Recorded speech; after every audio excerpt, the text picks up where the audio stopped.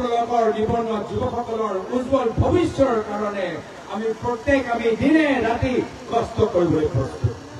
সেইকাৰণে শ্ৰদ্ধেয় ৰাইজ, দলৰ সতীৰ্থসকল, সময় বেছি নাই।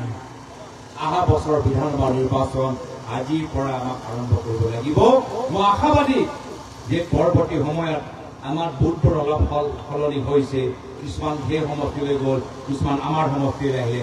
আমালোকৰ মাজত এটা সংযোগ ভালদৰে হয়, য'ত আমাৰ ভেকেঞ্চি আছে আমি সকলোৰ লগত আলোচনা কৰি আমি খালী পোষ্টবোৰ আমি মানুহ তাত দিওঁ, দায়িত্ব দিওঁ, সোনকালে দিওঁ। আমাৰ কামখিনি সোনকালে হ'ব লাগে, সেইখিনি মই অনুৰোধ জনাইছো।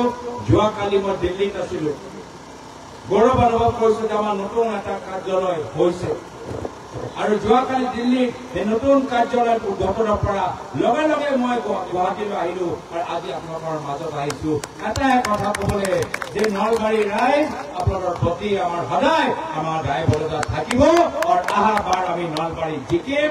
এইখিনিয়ে কথা কৈ মই নিজৰ চমু দেখাৰ সামৰিছো। ধন্যবাদ। জয় হিন্দ, জয় আয়ো।